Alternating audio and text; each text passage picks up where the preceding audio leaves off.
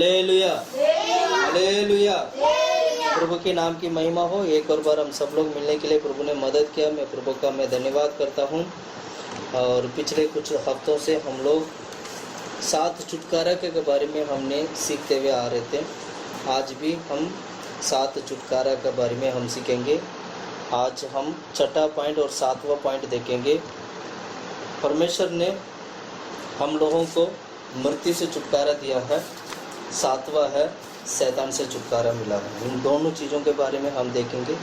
हालांकि पिछले हफ्ते ही हम लोग मृत्यु के बारे में हमने काफ़ी कुछ देखा था। अब उसी चीज़ को और थोड़ा सा हम देखेंगे। फिर उसके बाद हम शैतान के बारे में देखेंगे, शैतान से परमेश्वर ने कैसे हमको छुड़ाया है। इस प्रकार पिछले कुछ हफ्तों से हम लोग 7 प्रकार की छुटकारा के बारे में हम देखते हुए आ रहे हैं। सबसे पहला छुटकारा ये था, मूसा की व्यवस्था से प्रभु ने हमें छुटकारा दिया। दूसरा, पाप से छुटकारा दिया, संसार से छुटकारा दिया, खुद से छुटकारा दिया, बीमारियों से छुटकारा दिया। 6वां पॉइंट ये है कि मृत्यु से छुटकारा दिया है। 7वां पॉइंट है, शैतान के हाथ से प्रभु ने हमें छुटकारा दिया है। ये सभी बातें जो 7 पॉइंट आज हम देख रहे हैं, ये सभी बातें जितना भी जो पॉइंट है, ये परमेश्वर हमारी आत्मिक जीवन के लिए, इंसान को बचाने के लिए, हमारे लिए परमेश्वर प्रभु यीशु मसीह इंसान बनकर संसार में आकर हमारे लिए कार्य किया है। हालेलुया।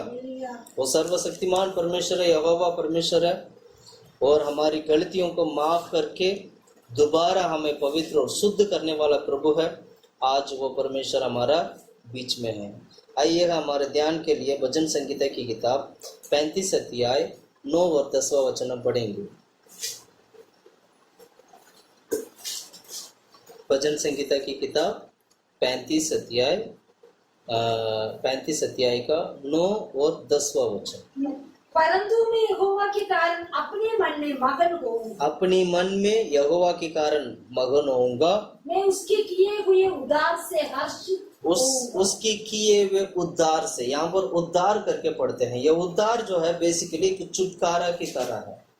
मतलब परमेश्वर ने किए हुए उद्धार, मतलब परमेश्वर ने किया हुआ छुटकारों को लेकर, उस छुटकारों के लिए मैं मगन होऊंगा। कैसे प्रभु किससे छुटकारा देता है? 10वां वचन, मेरी हड्डी हड्डी कहेगी, हे यहोवा, तेरे तुल्य कौन है? तेरे तुल्य कौन है? जो दीन को बड़े बड़े बलवंतों से बचाता है। बड़े बड़े बलवंतों से बचाने वाला परमेश्वर है। बड़े बड़े बलवंतों से छुटकारा मिलना, और लुटेरों से दीन दरिद्र लोगों की रक्षा करना। लुटेरों से दीन दरिद्र की लोगों की रक्षा करना, ये होते छुटकारा। Hallelujah, hallelujah. इसलिए क्या करना चाहिए? वचन के अनुसार हम प्रभु यीशु मसीह के ऊपर विश्वास करके छुटकारा को पाना चाहिए। ये जो 7 छुटकारा है, ये तभी हमारे जीवन में मिलता है जब हम यीशु मसीह के ऊपर विश्वास करेंगे। क्योंकि ये जो छुटकारा है यीशु मसीह के द्वारा हमें मिला गया छुटकारा है। ये जो छुटकारा है यहोवा परमेश्वर अपने एकलौता पुत्र यीशु मसीह के द्वारा, पवित्र आत्मा की द्वारा प्रभु हमारे जीवन में कार्य करता है। इसलिए आज जितने भी जो लोग जो प्रभु यीशु मसीह के ऊपर विश्वास करते हैं, वो इन सभी छुटकारा को पाते हैं। Hallelujah, hallelujah, hallelujah. पिछले हफ्ते हमने पढ़ा था इब्रानियों की किताब 2 अध्याय 9 से लेकर 18 तक का वचन हमने पढ़े थे। मैं उस वचन को दोबारा पढ़ना चाहता हूँ। फिर उसके बाद कोरिन्थियों की वचन से पढ़कर हम सच्चाई को सीखेंगे, आगे बढ़ेंगे। इब्रानियों की किताब अभी हम फिलहाल हम पढ़ेंगे इब्रानियों की किताब 2 अध्याय 9 से लेके 18 तक का वचन। पर हम यीशु को जो स्वर्ग से कुछ ही कम किया गया था, मृत्यु का दुख उठाने के कारण महिमा और आदर का मुकुट पहने हुए देखते गए, ताकि परमेश्वर के अनुग्रह से वो हर एक मनुष्य के लिए मृत्यु को आस्वाद सके। क्योंकि जिसके लिए सब कुछ है और जिसके द्वारा सब कुछ है, उसे यही अच्छा लगा कि जब वो बहुत से पुत्रों की महिमा में पहुंच जाए तो उनके उद्धार के कर्ताओं को दुख उठाने के द्वारा सिद्ध करे। दुख उठाने के द्वारा सिद्ध करे, मतलब हर एक संत लोग महिमा में पहुंचने के लिए यीशु मसीह का दुख उठाने के कारण वो सिद्ध में पहुंचे, सिद्ध बने। और आगे, क्योंकि पवित्र करने वाला और जो पवित्र किए जाते हैं, पवित्र करने वाला पवित्र किए जाते हैं, सब एक ही मूल से है, सब एक ही मूल से हैं। इसी कारण वो उन्हें भाई कहने से नहीं लजाता। वो कहता है, मैं तेरा नाम अपनी भाइयों को सुनाऊंगा, सभा के बीच में मैं तेरा भजन गाऊंगा, और फिर ये मैं उस पर भरोसा रखूंगा, और फिर ये देख मैं उन लड़कों को सही जिसे परमेश्वर ने मुझे दिए। इसलिए ये जबकि लड़के मांस और लहू के बागी है, तो वो आप भी उनके समान मृत्यु का सहभागी हो गया, ताकि मृत्यु के द्वारा उसे जिसे मृत्यु पर शक्ति मिली थी अर्थात शैतान को निकम्मा कर दे, शैतान को निकम्मा कर दे, और जितने मृत्यु के भय के मारे जीवन पर दासत्व में फंसे थे उन्हें छुड़ा ले, क्योंकि वो तो स्वर्ग को नहीं वरन अब्राहम के वंश को संभालता है।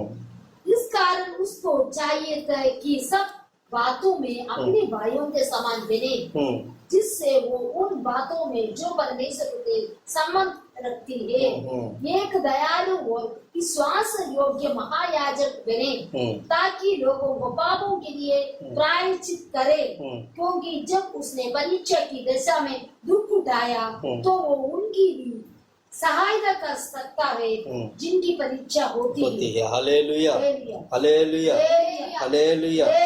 इन वचनों से हम ये एक बात अच्छी तरह सीखते हैं, समझते हैं कि परमेश्वर मृत्यु से हमें छुटकारा दिया है।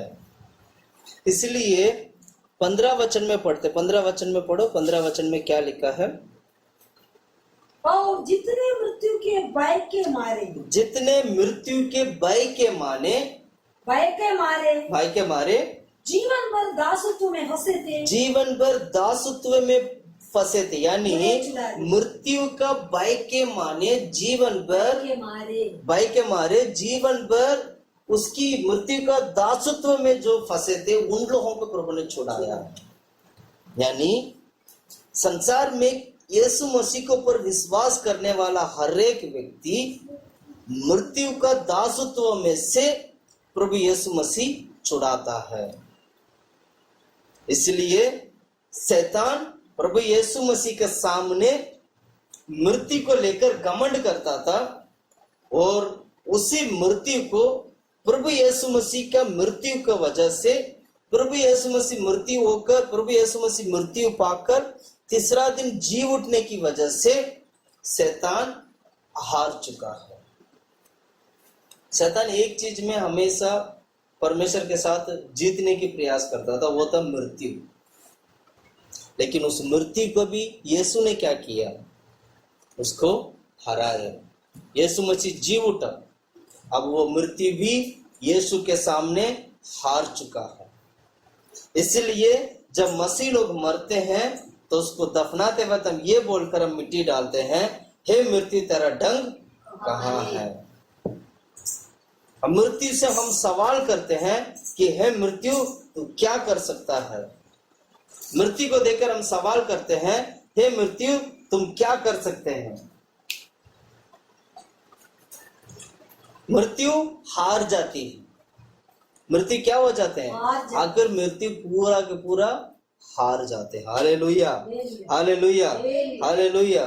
इसलिए क्या करना चाहिए? परमेश्वर की वचन को पकड़ना चाहिए, वचन के अनुसार प्रभु के पीछे चलने वाला बनना चाहिए। प्रिय भाइयों बहनों, मैं कहना चाहता हूँ, मृत्यु की दासत्व से प्रभु परमेश्वर ने, आज यीशु मसीह ने मुझे और आप सभी लोगों को प्रभु ने छुड़ा दिया है। मृत्यु से हमें जय मिला है। मृत्यु से आज हम जय प्राप्त किए हैं। मृत्यु से आज परमेश्वर जय प्राप्त करने के लिए प्रभु ने मदद किया है। ये तो तय है कि इस धरती में आया गया हर एक व्यक्ति को मृत्यु को पाना है। जो भी व्यक्ति इस शरीर में जन्म लेते हैं उसको मृत्यु को सामना करना जरूरी है। बिना मृत्यु को देख के कोई भी व्यक्ति या स्वर्ग या नरक नहीं जा पाएंगे। बाइबल में दो लोगों के बारे में हम पढ़ते हैं जिन्होंने आज तक अभी तक मृत्यु को देखा नहीं। एक है एलिया के बारे में आप पढ़ते हो। एलिया को परमेश्वर ने ऐसे ही यूं ही हवा से प्रभु ने क्या कर लिया, उनको स्वर्गराज में उठा लिया था। और ऐसा ही आनोक को भी, आनोक और एलिया ये दोनों को परमेश्वर ने उठा लिया, ऐसे जिंदा उठा लिया, इसी शरीर के साथ उन्हें उठा लिया गया। आज भी वो जीवित है, लेकिन उनके लिए एक समय है। ऐसे शरीर के साथ वो स्वर्ग नहीं जा सकते हैं। बाइबल में लिखा है जो भी व्यक्ति संसार में आते हैं उसको मरना होगा, मरकर सीधा न्याय पर जाके खड़ा होना है, उसके बाद स्वर्ग या नरक, ऐसे करके मतलब न्याय के बाद स्वर्ग या नरक तय होते हैं। इसका मतलब क्या हुआ, हर एक व्यक्ति का मौत होना जरूरी है। जो मैं मौत के बारे में बात कर रहा हूँ, जो मैं मृत्यु के बारे में बात कर रहा हूँ, अभी ये शरीर के मृत्यु के बारे में बात कर रहा हूँ। ये शरीर की मृत्यु हर एक व्यक्ति को आना जरूरी है। कुल मिला के दो प्रकार की मृत्यु है, एक शरीर का मृत्यु, एक दूसरा है आत्मा का मृत्यु। प्रभु यीशु मसीह ने मृत्यु की दासत्व से जो छुड़ाया था वो कौन सा मृत्यु था, वो आत्मा की मृत्यु से प्रभु यीशु मसीह ने आत्मा की मृत्यु की दासत्व से प्रभु यीशु मसीह ने छुड़ाया था। वो वाला मृत्यु की बात कर रहे हैं। शरीर के मृत्यु हर एक व्यक्ति को पाना जरूरी है, इसलिए यीशु मसीह जब इस शरीर में आए थे उन्होंने भी शरीर से मृत्यु को पाया है। लेकिन उस शरीर को मृत्यु को पाने के बाद तीसरा दिन यीशु मसीह जी उठे हैं। ऐसे ही जितने भी लोग आज मसीह में हैं वे सभी, जितने भी लोग मसीह में मरते हैं वह सभी लोग यीशु मसीह के साथ जैसे मरे थे, जैसे यीशु मसीह की तरह वो लोग मरे थे, वैसे ही यीशु मसीह की तरह वो जी उठेंगे भी। यही क्रिश्चियनिटी का, क्रिश्चियन लाइफ का एक बिलीव, एक विश्वास है। आज हम यीशु के पीछे इसलिए जाते हैं क्योंकि आने वाला समय पर हमारे जीवन में मृत्यु की दासत्व हमें करना नहीं पड़ेगा। इसलिए शरीर में मरने वाला हर एक व्यक्ति महिमा को प्राप्त करता है। महिमा को इसलिए प्राप्त करता है क्योंकि वो जब शरीर में था तब वो यीशु मसीह में उसने जीवन बिताया और सिद्धता की ओर वो बढ़ते गया, इसलिए उसका मृत्यु महिमा में बदल जाता है। मरने वाला व्यक्ति जो मसीह में मरता है वो महिमा में प्रवेश करते हैं, क्योंकि उसने मसीह में सिद्धता को पाया है। Hallelujah, hallelujah, hallelujah. इसलिए क्या करना चाहिए, हम यीशु मसीह को कसकर पकड़ना है, परमेश्वर को अच्छी तरह पकड़ना है, मृत्यु से जय पाने वाला प्रभु यीशु मसीह को पकड़ना है। प्रभु यीशु मसीह मृत्यु से जय पाया है, हमें भूलना नहीं चाहिए कि यीशु मसीह मृत्यु से जय पाया। शैतान हार चुका है मृत्यु की जगह पर, शैतान हार चुका है मृत्यु से। शैतान को घमंड था कि आदम और हवा को पाप की द्वारा मृत्यु को लाया करके, लेकिन प्रभु यीशु मसीह ने क्या किया, अपना शरीर लहू बहाकर उस आदम और हवा को छुड़ाकर तीसरा दिन यीशु मसीह जी उठा और आज सभी लोग पुनरुत्थान को पा लिए हैं। प्रिय भाइयों बहनों, पहले पुनरुत्थान नहीं था, पुनरुत्थान यीशु मसीह के बाद मिला है हम सभी लोगों को। इसीलिए जो मृत्यु से पुनरुत्थान पाने वाला व्यक्ति में जब सबसे पहला पुनरुत्थान पाने वाला व्यक्ति प्रभु यीशु मसीह है। पुनरुत्थान में सबसे पहला पुनरुत्थान, प्रथम पुनरुत्थान पाने वाला व्यक्ति प्रभु यीशु मसीह है। आज भी वो मरने के बाद आज भी वो जीवित है, इसको बोलते पुनरुत्थान। पुनरुत्थान का मतलब मरने के बाद जीवित होना। इस संसार में बहुत सारे लोग शरीर से मरकर जी उठे हैं। क्यों? बाइबल में ही हम कई बार हम पढ़ते हैं, कई जगह पर हमने पढ़े हैं। लासरस को देखा आपने, लासरस को परमेश्वर ने क्या किया? उसको जिला दिया था लासरस को। लेकिन ये मृत्यु का जो जीव उठने का जो है, ये जो बात जो जीव उठने का जो बात है, पर्टिकुलर समय तक ही वो जीव उठ पाते थे। लासरस को ले लीजिएगा, लासरस मर चुका था, मरने के बाद परमेश्वर यीशु मसीह ने क्या किया? दोबारा लासरस को जीवित किया। जीवित करने के बाद वो कुछ साल रहा, फिर उसके बाद दोबारा वो मर गया। मतलब जीवित होकर हमेशा हमेशा के लिए जीवित होने वाला व्यक्ति के रूप में आज तक कोई भी संसार में जीवित नहीं है। इसलिए बाइबल में पढ़ते वक्त हमें यह बात समझ में आता है कि इस पूरी संसार में केवल यीशु के अलावा और कोई जीवित नहीं है। सबसे पहला पुनरुत्थान प्रभु यीशु मसीह है। प्रिय भाइयों बहनों, मैं कहना चाहता हूं, सबसे पहला पुनरुत्थान प्रभु यीशु मसीह है। आज भी यीशु जीवित है। पुनरुत्थान का कई स्टेप्स है, एक एक करके स्टेप्स है। सबसे पहला पुनरुत्थान यीशु मसीह, अब दूसरा पुनरुत्थान कलीसिया। दूसरा पुनरुत्थान क्या है? जो मसीह में मरते हैं वो जी उठेंगे। ये कलीसिया की पुनरुत्थान है। किसका पुनरुत्थान है? कलीसिया की पुनरुत्थान। कलीसिया जी उठेंगे। ये जी उठने का जो पुनरुत्थान है, ये यीशु के द्वारा हमें मिला है। इस संसार में यीशु के अलावा कहीं पे भी आपको पुनरुत्थान नहीं मिलेगा। आपको पुनरुत्थान को पाना है तो यीशु के पीछे आना होगा, क्योंकि यीशु मुर्दे में से जी उठा परमेश्वर और जीवित परमेश्वर है। और वही परमेश्वर, जैसे वो यीशु जी उठा है, वैसे तुम्हें भी जी उठने के लिए मदद करेंगे। तुम्हें भी उसी पुनरुत्थान की ओर प्रभु लेके जाएंगे। जैसे यीशु मसीह का जीवन एक पुनरुत्थान की ओर बढ़ता था, वैसे आज भी हमारा जीवन पुनरुत्थान की ओर बढ़ता हुआ जा रहा है। हाँ, ये तो तय है कि हम शरीर से हमें मृत्यु होना है, लेकिन शरीर के बाद जो आत्मा की जो मृत्यु, जिसको हम दूसरा मृत्यु कहते हैं, वो मृत्यु हमारे पर अधिकार नहीं है। उस मृत्यु का अधिकार हमारे ऊपर नहीं है। वो मृत्यु हमारे पर अधिकार नहीं कर सकते, क्योंकि हम मसीह में मरते हैं, मसीह में जीते हैं। इसलिए बाइबल में लिखा है, जो लोग मसीह में मरते हैं उनके ऊपर दूसरा मृत्यु का अधिकार नहीं है। इसलिए कहते हैं परमेश्वर मृत्यु से हमें छुटकारा दिया।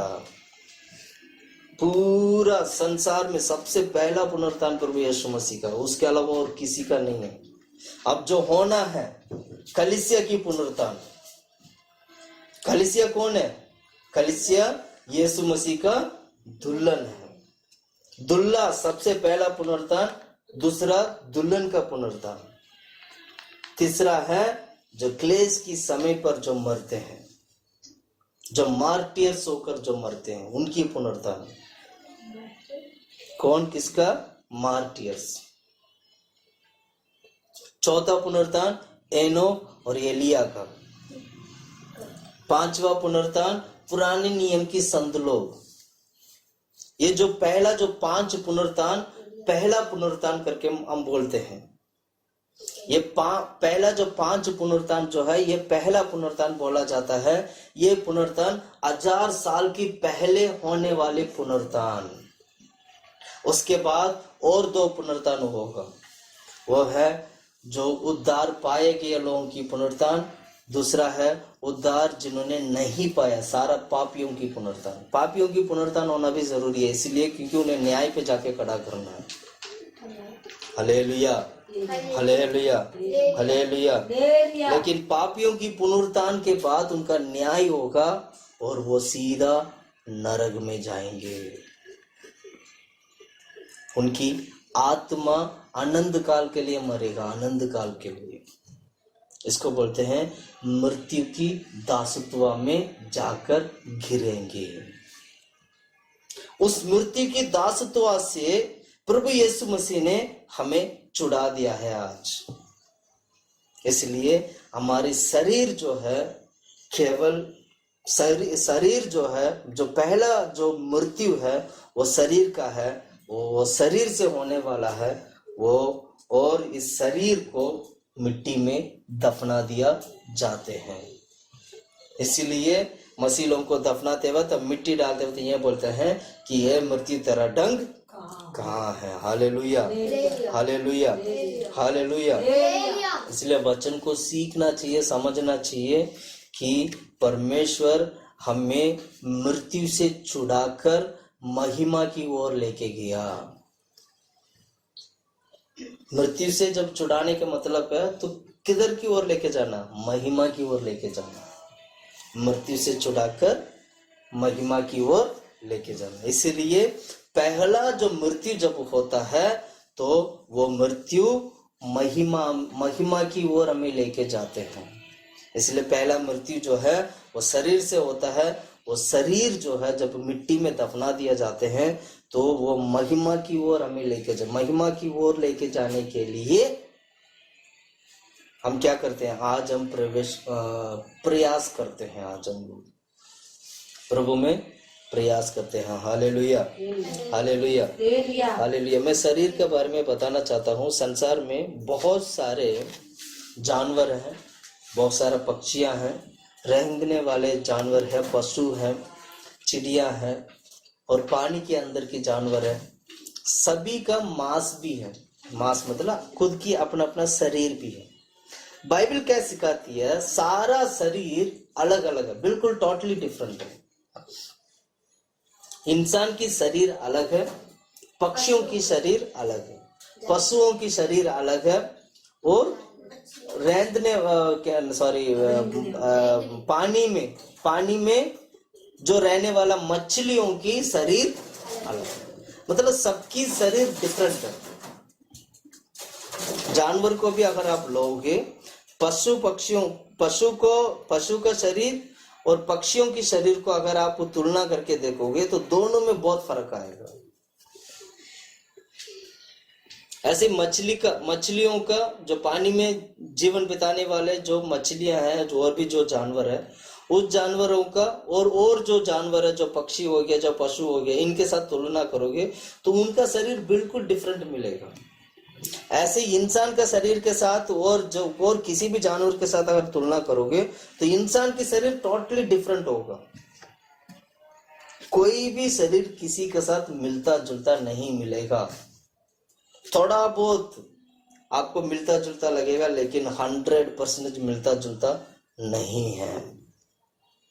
प्रिय भाइयों बहनों, मैं कहना चाहता हूं कि हमारा शरीर अलग है। हमारा शरीर जो परमेश्वर ने हम इंसान को जो शरीर दिया है, प्रभु ने अपने हाथों से बनाकर शरीर दिया था। शरीर को पहचानना जरूरी है। शरीर बना कैसे, इनकी रूप कैसे है, ये इसकी बनावट कैसे है। बाइबल को ढंग से पढ़ोगे, परमेश्वर ने इंसान को अपने हाथों से बनाया था। मिट्टी को लेके, मिट्टी मतलब कौन सा? धरती, इस भूमि का, धरती का मिट्टी को लेके अपने हाथों से बनाकर प्रभु ने क्या किया? आदम हवा को बनाकर उन्हें एदेन की वाटिका में रखा था। ये शरीर अलग है। एक जो है परमेश्वर ने जो पक्षियों को, पानी में रहने वाले मछली, पक्षियां, पशु को परमेश्वर ने अपने हाथों से नहीं बनाया। उन लोगों को परमेश्वर ने अपने मुंह की वचन से प्रभु ने बनाया था। उन्होंने क्या दिया मुंह से, वो हो गया। उत्पत्ति की किताब में हम पढ़ सकते हैं ये सारे बातें। अब मुंह से उन्होंने बोला, वो हो गया। पर इंसान को ऐसा नहीं। इंसान को अपने रूप ने अपने हाथों से बनाया था। इसीलिए इंसान सारा पशु पक्षी और जितना भी जो जानवर है और जो इंसान है, इन सभी चीजों में इंसान बहुत ही महत्वपूर्ण है। क्योंकि परमेश्वर ने अपने हाथों से इंसान को बनाया है, अपना खुद का रूप परमेश्वर ने इंसान को दिया है। इसलिए क्या करना चाहिए? हमें इस सच्चाई को समझना चाहिए, इस सच्चाई को सीखना चाहिए। क्यों परमेश्वर ने अपने हाथों से बनाकर उन्हें उनको उसको जीवित प्राणी बनाया? क्यों बनाया था? परमेश्वर ने आदम को क्यों सृष्टि किया था? इसलिए परमेश्वर ने मानव जाति आदम को प्रभु ने सृष्टि किया था, क्योंकि परमेश्वर चाहते थे कि परमेश्वर के राज्य में एक झुंड लोग परमेश्वर को आराधना करे, महिमा करे, परमेश्वर के साथ संग रहें। अगर मैं सीधा बोलूं, पवित्र संतान के लिए परमेश्वर ने इंसान को सृष्टि किया था। ये जो भी मैं बोल रहा हूँ सब बाइबल में लिखा गया। वो वचन निकालूंगा और टाइम लगेगा, इसलिए मैं ऐसे में बोल रहा हूँ। कुरिन्थियों की किताब 15 अध्याय में पढ़ते वक्त विभिन्न प्रकार की शरीर के बारे में वहां हम पढ़ते हैं। वो शरीर इंसान को छोड़ के बाकी जितना भी जो शरीर है, जब वो मरता है तो वह हमेशा के लिए मर जाते हैं, वो दोबारा वापस नहीं आते हैं, उनका पुनरुत्थान नहीं है। इंसान को छोड़कर बाकी जितना भी जो शरीर है, चाहे वो पशु का शरीर हो, चाहे वो पक्षियों का शरीर हो, चाहे वो पानी में तैरने वाला मछलियों का शरीर हो, किसी का भी शरीर क्यों ना हो, वो दोबारा पुनरुत्थान नहीं पाते हैं। पुनरुत्थान केवल परमेश्वर ने इंसान के लिए रखा है, वो भी उनके लिए है जो मसीह में जीवन बिताते हैं। क्यों मैं ऐसे बोल रहा हूं? इसलिए मैं ऐसे बोल रहा हूं क्योंकि मसीह मुर्दों में से जी उठा है। वो मसीह केवल एक ऐसा मसीह है पूरे संसार में जो मरकर जी उठा है और आज भी जीवित है। मैं इसलिए ऐसे बोल रहा हूं क्योंकि वो एक ही परमेश्वर है इस पूरे संसार में जिसने सब कुछ सृष्टि किया, आगे भी हमारे लिए मार्ग रखा है। Hallelujah, hallelujah, hallelujah. पहला कुरिन्थियों की किताब 15 अध्याय 35वां वचन से हम पढ़ेंगे। 15 अध्याय। अब कोई ये कहेगा मुर्दा किस रीति से जी उठते हैं, मुर्दा किस रीति से जी उठते हैं और कैसे देह का साथ आते हैं, कैसे देह के साथ आते हैं। और आगे पढ़ो। हे निर्बुद्धि, जो कुछ तू बोता है, जो कुछ तू बोता है, जब तक वो ना मरे खिलाया नहीं जाता। हाँ, आगे पढ़ो। और जो तू बोता है ये वो देह नहीं जो उत्पन्न होने वाली है, परंतु निरादाना है। चाहे गेहूं का, चाहे किसी और अनाज का, परंतु परमेश्वर अपनी इच्छा के अनुसार उसको देह देता है। हाँ, परमेश्वर ने अपनी इच्छा के अनुसार सभी चीजों को देह दिया है और हर एक ये प्रभु की इच्छा है। हम परमेश्वर से सवाल नहीं कर सकते हैं कि प्रभु आपने ऐसे क्यों बनाया है। ये प्रभु की इच्छा, अपनी मर्जी के अनुसार प्रभु परमेश्वर ने किया है। उन्होंने अपनी इच्छा के अनुसार इंसान को बनाया, अपनी इच्छा के अनुसार हर एक पक्षियों को बनाया। आगे पढ़ो।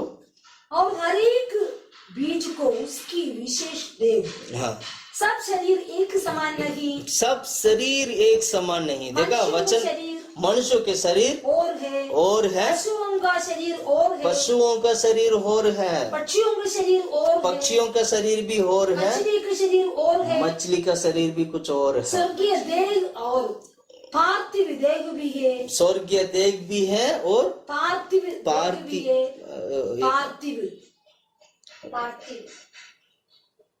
पार्थिव मतलब वो पृथ्वी के, वो पृथ्वी का देह है। स्वर्गीय देह भी है और पृथ्वी का देह भी है, उसको बोलते हैं पार्थिव देह, है ना।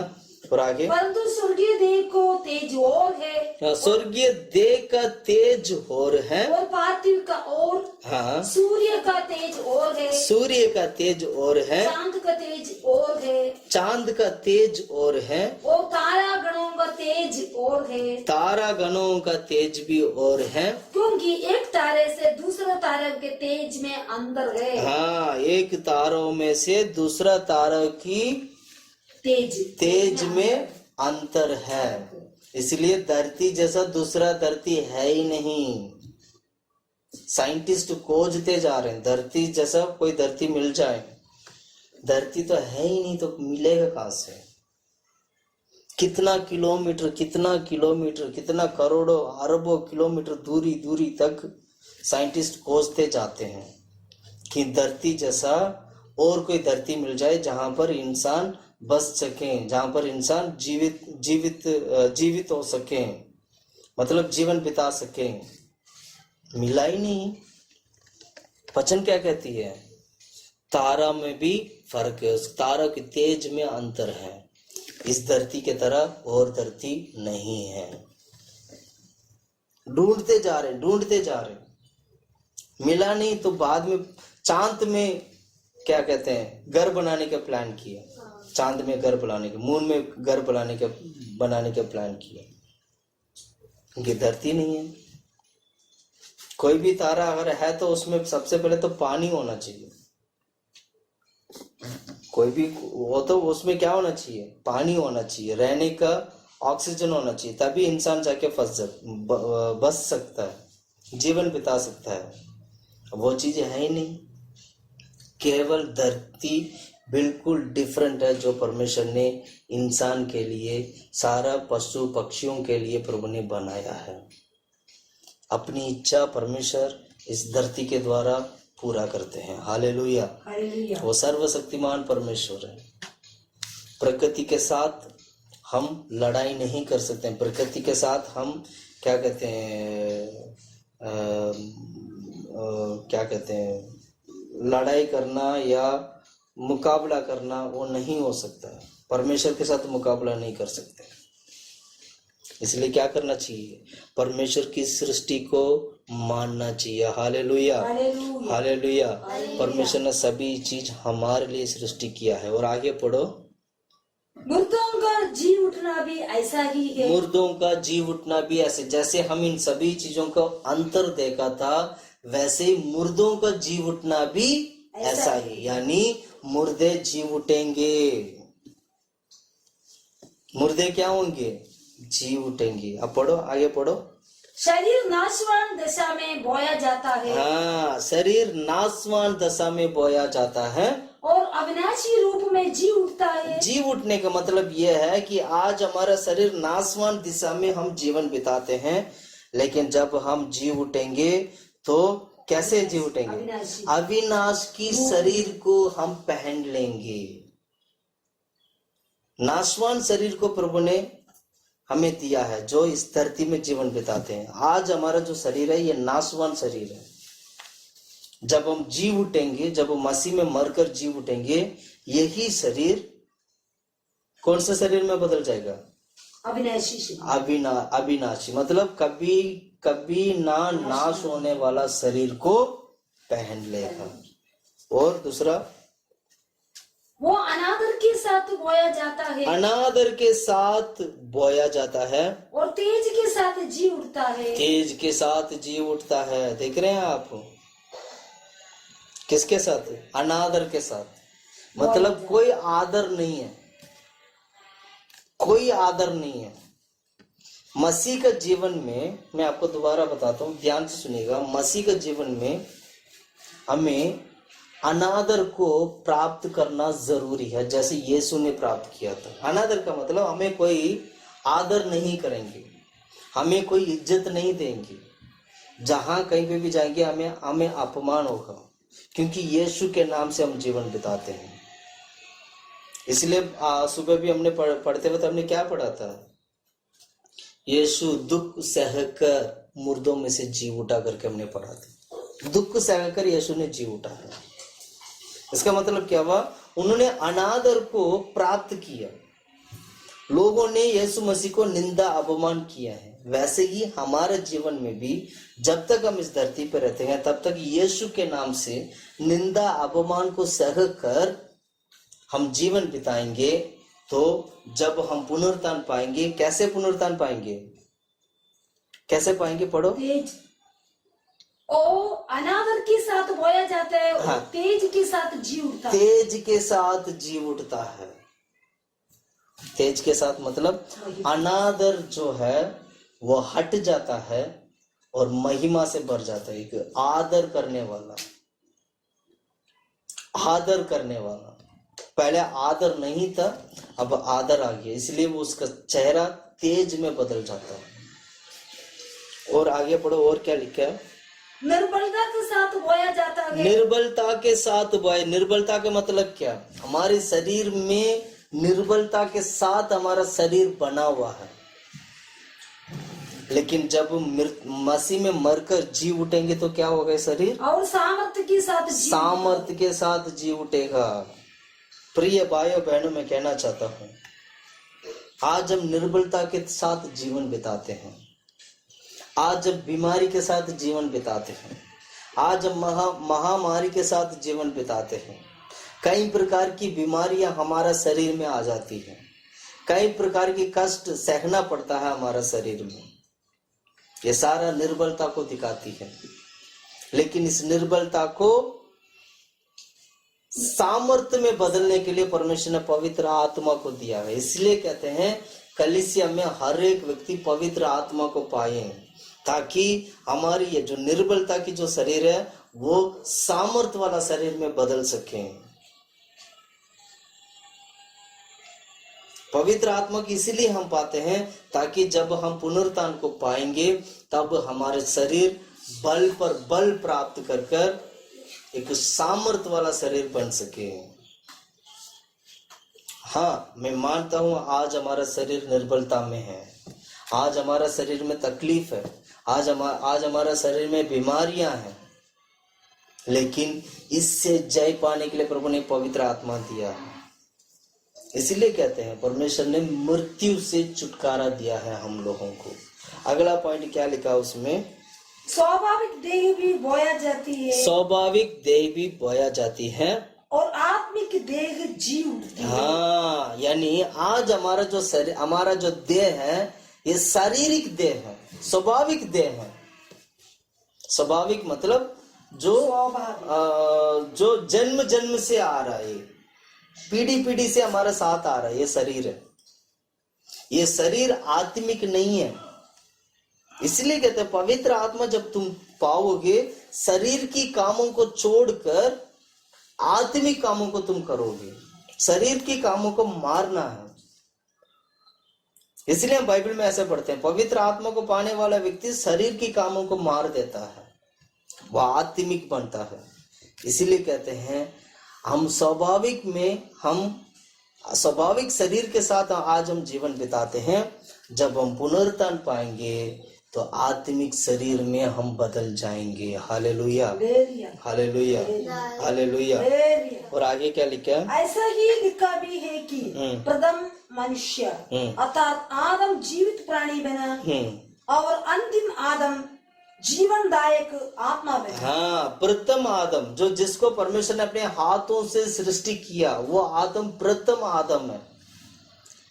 उसने क्या किया, उसके द्वारा हमें मृत्यु मिला है, उसके द्वारा हमें पाप मिला है। लेकिन आखिरी आदम बनकर जो यीशु मसीह हमारे जीवन में आए थे, या दूसरा आदम बनकर जो हमारे लिए हमारे जीवन में जो यीशु मसीह आए थे, वह हमारे लिए जीवनदायक बन गए, हमारे लिए जीवन देने वाला आदम बन गए हैं। प्रिय भाइयों बहनों, जो पहला आदम जो काम करना चाहिए था वो काम ना होने की वजह से दूसरा आदम बनकर यीशु मसीह हमारे जीवन में आया है। केवल दूसरा नहीं, ये आखिरी आदम बनकर आए हैं, यानी आगे कोई आदम नहीं है, यानी आगे कोई उद्धार नहीं है। अगर आज आपने यीशु को उद्धारकर्ता के रूप में अगर आपने ग्रहण नहीं किया तो समझ लीजिएगा आगे उद्धार की सुसमाचार नहीं है। आगे हमें स्वर्ग जाने की मार्ग नहीं है, क्योंकि यह अंतिम आदम है, यह आखिरी आदम है। इस आखिरी आदम ही हमें उद्धार कर सकता है, यह आखिरी आदम ही हमें मृत्यु से छुड़ा सकता है, यह आखिरी आदम ही हमें पापों से छुड़ा सकता है, यह आखिरी आदम ही हमें संसार से छुड़ा सकता है, यह आखिरी आदम ही हमें शैतान के हाथों से, जाल से हमें छुड़ा सकता है, यह आखिरी आदम ही हमें स्वर्गराज की ओर लेके जा सकता है, यह आखिरी आदम ही हमें पुनरुत्थान दे सकता है, यह आखिरी आदम ही हमें जीवन दे सकता है, यह आखिरी आदम ही हमारे लिए दुल्हा बनकर कार्य कर रहे हैं। आज हम उनके दुल्हन हैं, आज हम आखिरी आदम का दुल्हन है। आज हम लोग, वो पहला आदम जो हमारे लिए क्या किया, पाप करके, आज्ञा ना मानने के कारण पाप प्रवेश हुआ और मृत्यु आया और नाशवान सब कुछ आया धरती पे। लेकिन प्रभु यीशु मसीह के द्वारा आखिरी आदम बनकर यीशु मसीह आए और दूसरा आदम आखिरी आदम बनकर यीशु मसीह आए। हमारे लिए उद्धार ही उद्धार प्रभु ने मार्ग खोले, उद्धार की मार्ग प्रभु ने आज हमारे लिए खोल दिया है।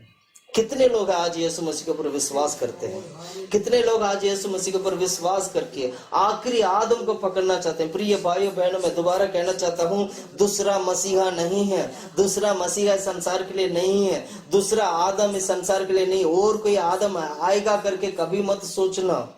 यीशु ही आखिरी आदम है हमारे लिए। इसलिए क्या करना चाहिए, यीशु मसीह को कस के पकड़ना है, यीशु मसीह के ऊपर विश्वास करना है, उस विश्वास में चलने वाला बनना है और प्रभु में चलना है, क्योंकि हम इस सच्चाई के लिए गवाह हैं। आज जितने भी लोग इस सच्चाई को प्रचार करते हैं, जितने भी लोग इस सच्चाई के अनुसार चलते हैं, वे सभी लोग इस सच्चाई के लिए गवाह हैं आज। Hallelujah, hallelujah. इसलिए क्या करना चाहिए, यीशु मसीह के ऊपर विश्वास करना चाहिए। हालेलुया। आगे का वचन पढ़ो। परंतु पहले आत्मिक नाता और स्वाभाविकता, इसके बाद आत्मिक हुआ। प्रथम मनुष्य धरती से अर्थात देखिए, प्रथम मनुष्य, पहला आदम धरती के मिट्टी से आया है, लेकिन दूसरा आदम, दूसरा मनुष्य स्वर्गीय है, स्वर्गीय है, ये स्वर्ग से आया गया आदम है। हमारी जन्म दो प्रकार होती है, मैं ध्यान से बता रहा हूँ, ध्यान से सुनिएगा आप लोग। एक शरीर का जन्म है, एक आत्मिक रीति से मसीह में जन्म होना, जिसको हम क्या बोलते हैं, बोर्न अगेन करके बोलते हैं, बोर्न अगेन एक्सपीरियंस, दूसरा जन्म प्राप्त करना। एक जन्म हमें जो मिलता है मिट्टी से आया गया आदम की द्वारा मिला गया जन्म, जो हम ये शरीर में पाए हैं। दूसरा जो जन्म हमें जो मिलता है वो स्वर्ग से आया, स्वर्गीय आदम की द्वारा, यानी स्वर्गीय यीशु मसीह के द्वारा पाया गया जन्म। इसलिए हम मन फिराकर बपतिस्मा लेते हैं। बपतिस्मा लेने का मतलब ये है, हम स्वर्गीय आदम की द्वारा हम जन्म पाना। संसार में जितने भी लोग हैं, सभी लोग इस धरती का मिट्टी के आदम की द्वारा जन्म पाए हैं। स्वर्ग में जाना है तो आपको क्या करना होगा, स्वर्ग से आया गया आदम की द्वारा आपको जन्म होना पड़ेगा। इसको बोलते हैं आत्मिक जन्म। इसलिए तब यीशु मसीह से सवाल पूछा गया था, अगर दोबारा जन्म लेना है तो क्या कोई व्यक्ति इस धरती पे आने के बाद दोबारा माँ की कोख में जाकर क्या दोबारा वो जन्म होके आएगा, क्या ये हो सकता है? तो यीशु ने बोला ये नहीं हो सकता है। यीशु ने क्या कहा, इसीलिए कहता हूं, जो कोई यीशु मसीह के ऊपर विश्वास करते हैं, जल और आत्मा से बपतिस्मा लेते हैं, वो दूसरा जन्म प्राप्त करता है। यानी दूसरा जन्म का मतलब ये होते हैं जल और आत्मा से बपतिस्मा लेना। ये बपतिस्मा दूसरा आदम जो स्वर्ग से आया है उसकी द्वारा, उसकी यीशु मसीह में लेने वाली बपतिस्मा। ये बपतिस्मा जल से भी लेना चाहिए और आत्मा से भी लेना चाहिए। इसको बोलते हैं परमेश्वर ने मृत्यु से हमें छुटकारा दिया है। Hallelujah, hallelujah. आगे पढ़ो, वचन पढ़ो, आगे पढ़ो। जैसा वो मिट्टी का था वैसे ही वे भी है जो मिट्टी के हैं, और जैसा वो स्वर्गीय है वैसा ही वे भी जो स्वर्गीय है, और जैसे हमने उसका रूप धारण किया जो मिट्टी का था वैसे ही उस स्वर्गीय का रूप भी धारण करेंगे। हे भाइयों, ये कहता हूँ, मैं ये कहता हूँ कि मांस और लघु परमेश्वर के राज्य के अधिकारी नहीं हो, मांस और लघु प्रभु के राज्य में जा नहीं सकते हैं। प्रिय भाइयों बहनों, मैं दोबारा कहता हूँ, इसी वचन को मैं दोबारा कहता हूँ, यही मांस यही लघु प्रभु के राज्य में प्रवेश नहीं होते हैं। इस मांस और लघु को इसी धरती में दफना दिया जाता है, और दफनाना जरूरी है क्योंकि ये मांस और लघु धरती का है।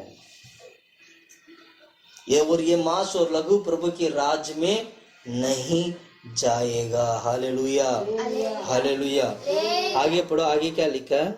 देखो मैं तुमसे भेद की बात करता एक भेद की बात मतलब एक गुप्त बात में बताता हूँ, और ना नाशवान अविनाशी की अधिकारी हो सकता है, ना नाशवान अविनाश के अधिकारी हो सकता है। और देखो मैं तुमसे भेद की बात कहता हूँ, देखो मैं तुमसे भेद की बात कहता हूँ, हम सब नहीं सोएंगे। देखिए बाइबल में क्या पढ़ा? नाश होने वाला चीज अविनाश को प्राप्त नहीं कर सकता है। नाश होने वाला चीज क्या है? हमारे शरीर। ये धरती नाश होने वाला है, ये शरीर नाश होने वाला शरीर है। ये शरीर अविनाशी को प्राप्त नहीं कर सकता है। अविनाशी को प्राप्त करने के लिए अविनाशी चीजों को पकड़ना होगा। इसके लिए यीशु मसीह ने क्या किया? वह अविनाशी बनकर, वह जीवन बनकर यीशु मसीह प्रकट हुए हैं। इसलिए आज जितने भी लोग यीशु मसीह के ऊपर विश्वास करते हैं वह अविनाशी को पहन लेते हैं। इसलिए हम बोलते हैं बपतिस्मा लेना, इसलिए हम बोलते हैं यीशु मसीह के ऊपर विश्वास करना, इसलिए हम बोलते हैं बपतिस्मा लेके पवित्र आत्मा को पाकर प्रभु के वचन में चलना। तब तुम मृत्यु की दासत्व से तुम्हें परमेश्वर छुड़ाएगा। Hallelujah, hallelujah. पढ़िए और आगे पढ़ो, आगे और भी लिखा है इसमें। देखो मैं तुमसे भेद की बात कहता हूँ, हम सब नहीं सोएंगे मतलब हम मरेंगे नहीं। जितने भी लोग मसीह में हैं वो मरेंगे नहीं, परंतु सब बदल जाएंगे, सब बदल जाएगा। Hallelujah, hallelujah, hallelujah. इसको बोलते हैं पुनरुत्थान, रूपांतर होना। आगे पढ़ो। और ये क्षण भर में पलक मारते ही अंतिम तुरही फूकते ही होगा, अंतिम तुरही फूकते ही होगा। ये सब कब होगा? जब प्रभु की आगमन एक ही पलक मारते, एक ही समय पर, एक ही मतलब एक सेकंड में, क्षण भर में, सेकंड से भी कम में, वो इतना ही समय पर बदला जाएगा। उसको बोलते हैं रूपांतर होना, है ना? आगे पढ़ो। क्योंकि तुरही फूकी जाएगी और मुर्दे अविनाशी दशा में उठाए जाएंगे, मुर्दे अविनाशी की दशा में उठाए जाएंगे और हम बदल जाएंगे, और हम बदल जाएंगे। जो जीवित है वो बदलेंगे, जो मुर्दे हैं वो जी उठेंगे। हालेलुया। इसलिए मसीह में जो पहले मरते हैं वो जी उठते हैं, फिर उसके बाद जो जीवित है वो रूपांतर हो जाते हैं।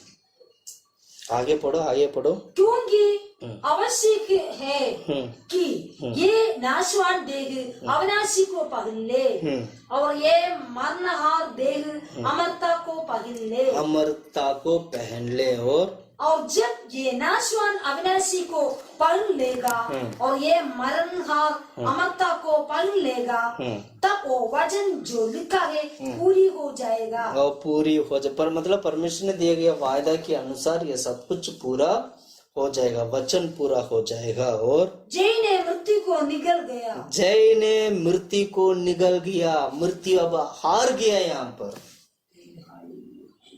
यीशु मसीह ने जब क्रूस पर जब मरा था, मरकर तीसरे दिन उस कब्र से निकल कर आया, उसी दिन जय ने मृत्यु को क्या कर दिया था? निगल दिया, मार दिया उसको, मृत्यु को खत्म कर दिया, मृत्यु को हरा दिया, मृत्यु को। अब मृत्यु बोल नहीं सकता है मैं जीत लिया हूं। प्रिय भाइयों बहनों, मैं कहना चाहता हूं, कितने सारे लोग इस संसार में आज मृत्यु को लेकर डरते हैं। मृत्यु को लेकर डरने वाला हर एक व्यक्ति के लिए मैं बोलना चाहता हूं, डरना नहीं। एक व्यक्ति है जो इस संसार में है, वो एक व्यक्ति है जो स्वर्गराज में है, जो मृत्यु को निगल दिया, जो मृत्यु को हरा दिया है। प्रिय भाइयों बहनों, अगर आप मृत्यु का डर है तो यीशु मसीह के ऊपर विश्वास करिएगा।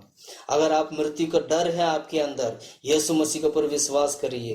प्रभु यीशु मसीह जिस मृत्यु का डर आपको जीवन में है, जो मृत्यु का डर आपका जीवन में है, उसी मृत्यु का डर को प्रभु यीशु मसीह ने हरा कर आज प्रभु की राज में, प्रभु की स्वर्ग राज में, परमेश्वर की राज में, वो दैनी हाथ में, पिता की दैनी हाथ में वो बैठे हुए हैं, आपको बचाने के लिए, आपको वैसे ही छुड़ाने के लिए जैसे परमेश्वर ने मृत्यु को जय पाया है। प्रिय भाइयों, क्या तुम यीशु मसीह के ऊपर आज विश्वास करते हो? क्या तुम उस मृत्यु से जय प्राप्त करना चाहते हो? अगर आप प्राप्त करना चाहते हैं तो अभी इसी वक्त अपने सारे पापों को इकरार कर प्रभु यीशु मसीह के ऊपर विश्वास करिएगा। अभी इसी वक्त प्रभु यीशु मसीह को मान लीजिएगा। अभी इसी वक्त बोलिएगा मुंह खोल के, प्रभु एक ही परमेश्वर है, वो है यीशु मसीह। मेरा उद्धार करता यीशु मसीह केवल एक ही है। वो मुझे पाप से छुड़ाता है, वो मुझे मृत्यु से छुड़ाता है, वो मुझे संसार से छुड़ाता है, वो मुझे शैतान के हाथों से प्रभु वो मुझे छुड़ाता है। प्रभु केवल तू ही एक ही है प्रभु, आमीन। परमेश्वर मुझे छुड़ाने वाला परमेश्वर करके मुंह से इकरार करिएगा, अंगीकार करिएगा। परमेश्वर आपकी प्रार्थना को सुनकर प्रभु आपका भी इसी वक्त परमेश्वर आपको चंगाई और छुटकारा देंगे। परमेश्वर आपके मन में यहोवा शालोम बनकर आपके जीवन में कार्य करेंगे, आपको शांति देंगे। वो शांति देने वाला परमेश्वर आपको जीवन में कार्य करेंगे। Hallelujah, hallelujah, hallelujah. इसलिए मृत्यु के बारे में क्या लिखा है? मृत्यु तेरा ढंग कहाँ है? पढ़ो, आगे पढ़ो। हे मृत्यु तेरी जय कहाँ? हे मृत्यु तेरा जय कहाँ है? कहाँ रही? कहाँ रही? हे मृत्यु तेरा डंग कहाँ रहा? हे मृत्यु तेरा डंग कहाँ रहा? हाँ, हालेलुया, हालेलुया। इसको बोलते हैं मृत्यु से छुटकारा। प्रभु यीशु मसीह ने हमारे लिए मृत्यु से छुटकारा दिया है। हालेलुया। 7वां पॉइंट हम देखते हैं, शैतान की हाथों से भी प्रभु ने हमें छुटकारा दिया। पढ़िएगा कोलोसियों की किताब 2 अध्याय 14 वचन। कोलोसियों की किताब 2:14 2:14। और विधियों का वो लेख जो हमारे नाम पर और हमारे विरोध में था मिटा डाला, और उसे क्रूस पर कीलों से जड़कर सामने से हटा दिया है। और उसने प्रधानताओं और अधिकारियों को ऊपर से उतार कर उनका कुल्लम कुल्ला तमाशा बनाया और क्रूस के द्वारा उन पर जय जयकार की ध्वनि सुनाई। हालेलुया। हमारे एक शत्रु है, वो है शैतान। वो हमारा दुश्मन है। बाइबल के अनुसार देखा जाए तो वो हमारा दुश्मन है, वो हमारा शत्रु है। प्रभु यीशु मसीह ने क्या किया था? यहाँ पर हमारे शत्रु को, मतलब हमारे खिलाफ खड़ा होने वाला उस शैतान को प्रभु यीशु मसीह ने क्रूस पर उसको कुचल डाला था। वो हमारा शत्रु है। मैं दोबारा बोलता हूँ, वो हमारा कौन है? शत्रु है। ये शत्रु कब उत्पन्न हुआ था? बताएंगे ये शत्रु कब उत्पन्न हुआ था? हमारा शत्रु कब बना था? शैतान हमारा शत्रु कब बना था? बता सकते हैं? चलो कोई बात नहीं। बनाने से समय नहीं, गिरावट के समय नहीं, गिरावट के समय प्रभु ने, ध्यान से सुनो, श्राप देने के। हाँ, जब परमेश्वर ने आदम और हव्वा जब पाप किया था, तब आदम और हव्वा, आदम, हव्वा और वो सांप, ये तीनों प्रभु के सामने खड़े हो गए। तो तीनों को परमेश्वर क्या कर रहे हैं? उनको न्याय करके उनको श्राप दे रहे हैं। जब श्राप देते वक्त शैतान, वो सांप को भी, मतलब शैतान को भी, और आदम और हवा के बीच में एक बैर, मतलब एक शत्रु प्रभु ने उत्पन्न किया था। और परमेश्वर ने यह भी कहा कि एक समय आएगा और यीशु मसीह के द्वारा वो आकर इस शैतान को क्या करेगा? कुचल डालेगा। आप पढ़ेंगे, उस वचन को पढ़ेंगे तो आपको और थोड़ा समझ में आएगा। पढ़ो उत्पत्ति की किताब,